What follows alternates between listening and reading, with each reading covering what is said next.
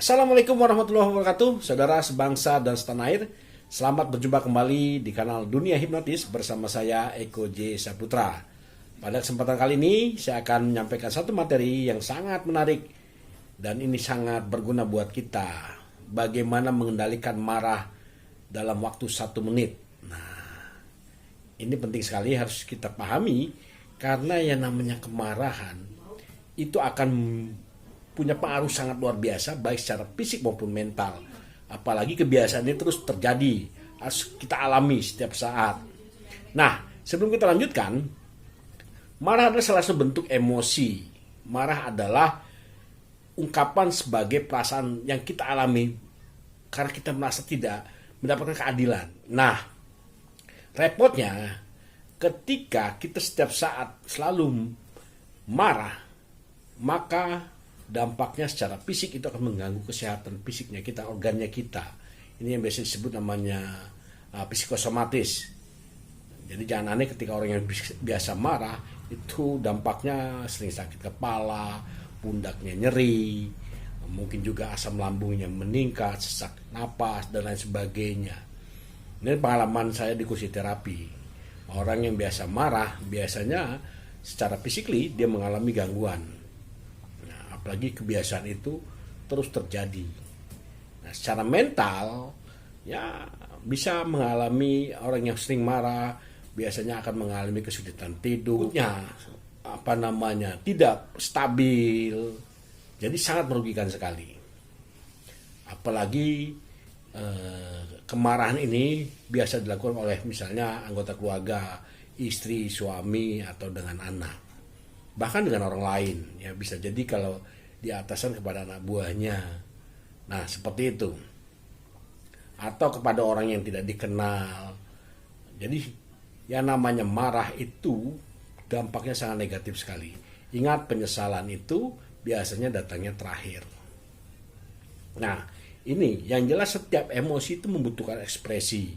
Karena begini, ada 3 cara manusia itu menghadapi emosi kemarahan. Pertama, dilampiaskan. Orang yang biasa mengekspresikan kemarahannya, meluapkan emosinya, memang sesaat dia puas. Tapi kalau ini terus dilakukan, ya itu tadi dampaknya ke fisik. Nah, yang kedua, ini cara terburuk manusia menghadapi emosi. Tidak dilampiaskan, tapi dia tekan. Ini kata orang Jawa itu kamu jero. Orang lainnya nggak luka, nggak sakit, tapi kitanya yang mengalami penderitaan. Nah, ini paling bahaya menghadapi emosi adalah kita menekan emosi itu. Nah, Anda bisa bayangkan ketika emosi kita tekan, ya ibarat bola lah ditaruh di dalam air. Nah, semakin lama tekannya semakin kuat. Nah, ketika dia sudah tidak kuat, tangan kita akan mengalami lompatan begitu dahsyat. Seperti kita juga menahan pegas, seperti itu. Ketika ditekan, berapa lama kita bisa menekan? Nah, tubuh manusia juga akan mengalami seperti ketika menghadapi emosi dan selalu ditekan emosi itu dampaknya tiba-tiba mengalami tekanan darah tinggi, kemudian bisa jadi gula darahnya meningkat dan lain sebagainya. Nah, cara yang paling bijaksana menghadapi emosi adalah dengan melepas emosi itu, merilis emosi itu.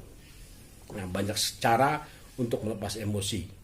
Banyak teknik-teknik terapi saya juga sudah memberikan di video sebelumnya bagaimana cara menetralisir emosi-emosi negatif dengan teknik hipnosef. Nah, pada kesempatan kali ini bagaimana kita dengan sangat cepat mengendalikan emosi dalam hanya 1 menit. Bagaimana caranya? Jadi ketika ada pemicu kita marah, maka jangan langsung kita mengekspresikan kemarahan itu. Nah, kenapa dikhawatirkan ketika kita mengekspresikan emosi itu orang lain tersinggung? Mungkin istri kita, anak kita, atau orang lain, bawaan kita, atau siapa saja dengan kemarahannya kita. Ketika ada pemicu yang membuat kita marah, maka cara cepat untuk menetralisir emosi itu adalah dengan kita menarik nafas panjang dari hidung. Nah, cara seperti itu. Oke, kemudian masukkan ke dalam perut, kemudian hembuskan lewat mulut. Itu cara sederhana. Ulangi 3-5 kali. Biasanya 1 kali saja sudah cukup. Kemudian setelah kita menarik napas panjang, maka kita ingat sebuah peristiwa atau kejadian yang mungkin itu membahagiakan kita. Misalnya saat perayaan ulang tahun pertama di masa kecil kita, atau momen-momen bahagia, atau kita membayangkan momen-momen lucu yang menyenangkan, yang menggembirakan. Nah, kalau kita misalnya kesal sama anak, lihat kelucuan dia di masa kecil. Nah, seperti itu. Dengan seperti itu kita akan reda emosinya. Nah, kemudian yang harus kita pikirkan juga dampak negatif ketika kita selalu marah. Ya, jadi saya ulangi.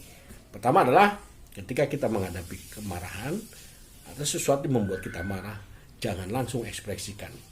Karena apa? Kita khawatir tidak bisa mengendalikan emosi, dampaknya menjadi negatif. Ketika muncul perasaan kita ingin marah, maka tarik nafas yang panjang. Oke, hembuskan. Itu tidak lebih dari 30 detik. Nah, kemudian kita bayangkan momen yang membahagiakan. Oke, di masa kecil kita, di masa lalu kita, atau saat kita pertama dulu pacaran, ya kan? Nah, momen membahagiakan masa lalu atau sesuatu kejadian yang lucu. Nah, karena begini, segala sesuatu itu punya pola. Oke, informasi yang kita terima itu tersimpan di pikiran bawah sadar kita dan itu ada polanya. Nah, jadi kita rusak pola itu dengan cara seperti itu. Ya, kita tarik nafas. Oke, kemudian kita membayangkan sesuatu yang membahagiakan atau sesuatu yang lucu, yang menyenangkan. Nah, dengan seperti itu, maka emosi kita akan berubah menjadi hal yang positif dan memberdayakan. Oke, semoga informasi ini bermanfaat. Terus lakukan dan belajar mengendalikan emosi. Terima kasih, semoga video ini bermanfaat. Assalamualaikum warahmatullahi wabarakatuh.